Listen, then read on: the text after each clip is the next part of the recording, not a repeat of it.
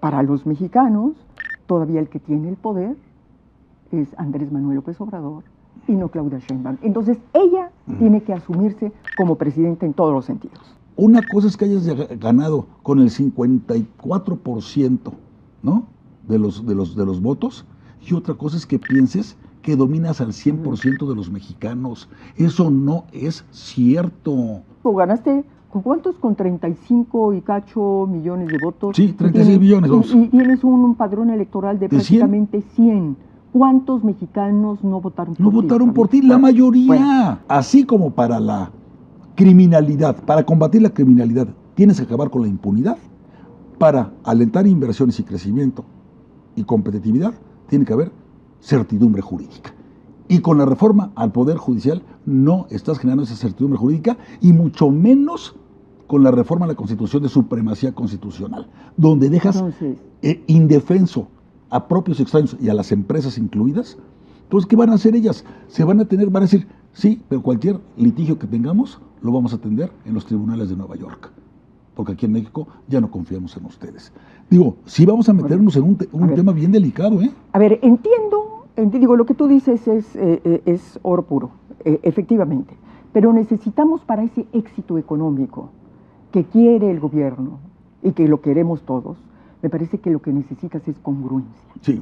Y lo que necesitas es que le digas, le mandes señales a los inversionistas internacionales y nacionales absolutamente claras. Sí. Tú no puedes ser un día pro Estado, Estado cerrado, autoritario, y al minuto siguiente convertirte en una propuesta de mercado libre y abierta. Es decir, son dos cosas que no pueden dormir en la misma cama. Entonces, insisto, todo eso está muy bien, Javier, pero déjame regresar a la parte política.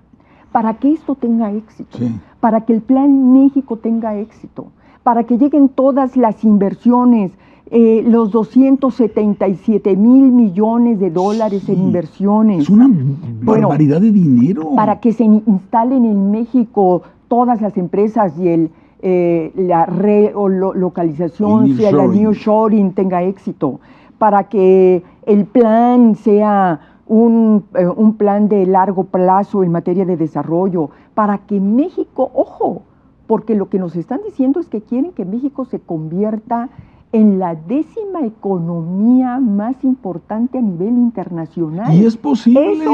Eso es lo que nos están diciendo, para elevar el contenido nacional, para incrementar el valor. Para todo eso se necesita un ingrediente político, señales claras, congruencia, decir que efectivamente estás apoyando la democracia económica y la democracia política, Javier. Entonces, llegó el momento para la presidenta Sheinbaum de que no solamente se haya puesto la banda presidencial, que no solamente esté sentada en la silla, que no solo administre, sino que gobierne y se convierta en una presidenta absolutamente autónoma, que ella decida, ¿sí?, que tome decisiones propias, no como consecuencia de una mala herencia y de una mala agenda política que le dejó su antecesor. Fíjate, ayer estaba yo recordando que cuando en Argentina ganó Cámpora la presidencia de la República, se decía que Cámpora había sido impuesto por Perón. ¿Y sabes lo que decía el pueblo argentino? Decía, Cámpora al gobierno, pero Perón al poder. Fíjate. Entonces, ¿qué quiere decir esto? Sí, claro. Quiere decir entonces que para los mexicanos todavía el que tiene el poder es Andrés Manuel López Obrador y no Claudia Sheinbaum. Entonces, ella tiene que asumirse como presidenta en todos los sentidos. Mira, si le hacemos caso a las encuestas que se han venido publicando con motivo de los 100 días de gobierno, los primeros 100 días de gobierno de Claudia Sheinbaum, que dicen 75, 80%, hoy venía escuchando una, que están de acuerdo con ella, con su forma de ser, con sus políticas, con lo que está anunciando. Si tiene toda esa popularidad, yo me pregunto, yo creo que fácilmente puede tomar autonomía de vuelo y sus propias decisiones. Y la vamos a apoyar. Vamos, me incluyo, a apoyar el resto de los mexicanos, siempre y cuando respete algo que a mí me parece fundamental: el Estado de Derecho, las libertades, la democracia, la propiedad privada, la familia. Si nos vamos por ese camino, vas a tener el respaldo de propios y extraños, vas a ganar mucho más. Pero señales como la de antier, que anuncia una inversión de Amazon de $5,000 millones en Querétaro, hace una ceremonia en Palacio Nacional. ¿Quién creen que no estuvo invitado? El gobernador de Querétaro. Siendo la inversión en Querétaro. Esa es la primera. Segunda, ¿saben desde cuándo se anunció esa inversión? Hace un año.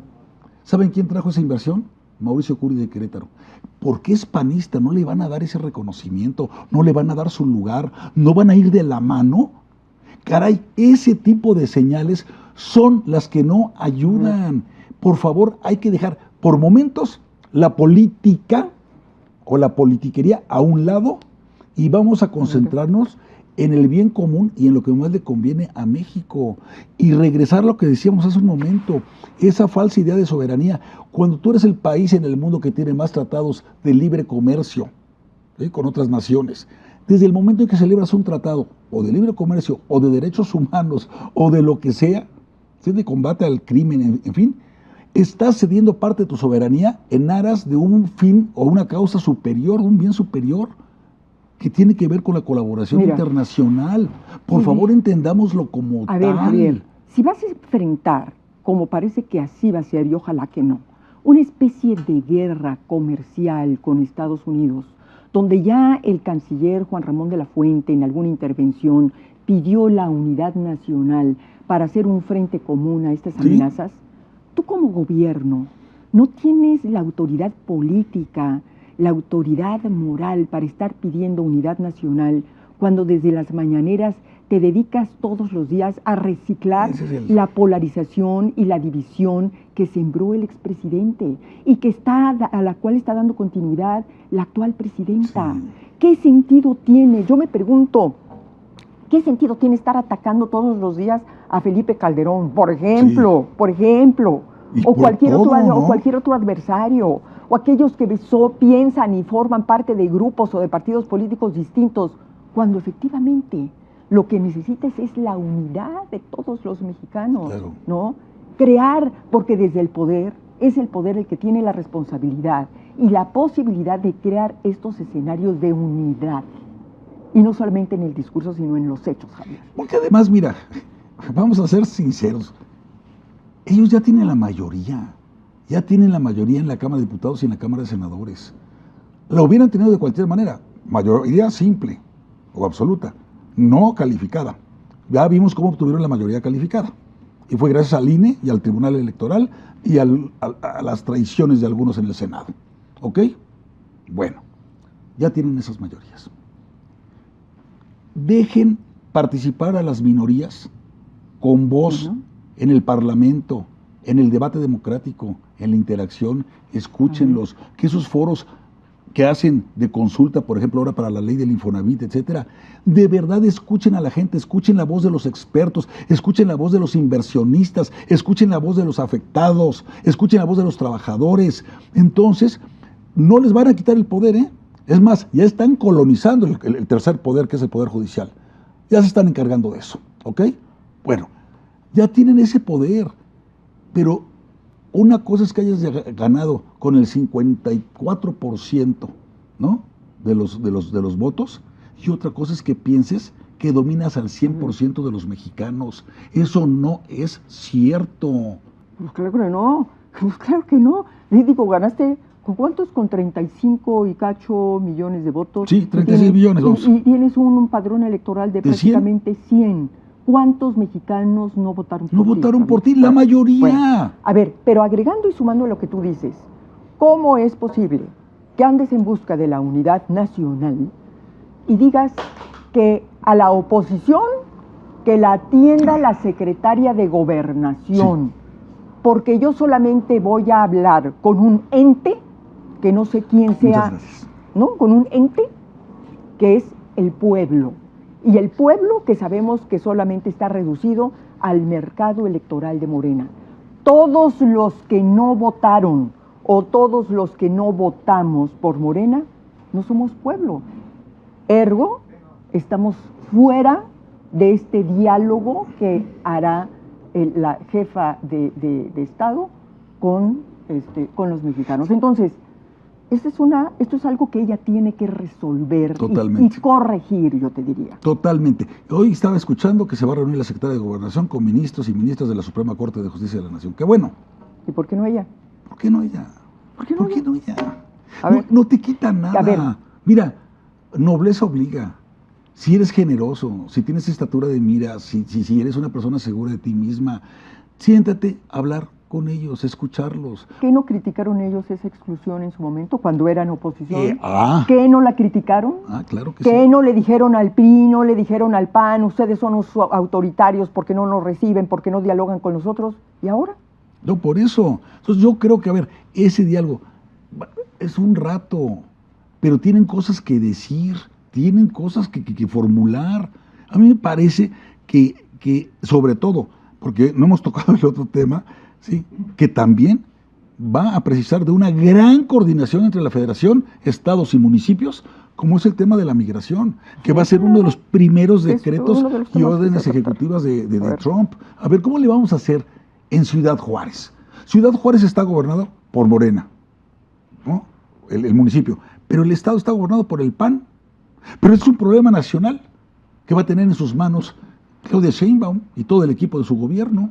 Es decir, más nos vale, y además es un tema humanitario. No basta con que les llamamos nuestros hermanos migrantes. No basta con que estemos adornándonos con que recibimos 65 mil millones de dólares de remesas. Eso es una vergüenza. En la época de Peña Nieto era ya más el número de mexicanos que estaban regresando que los que se iban.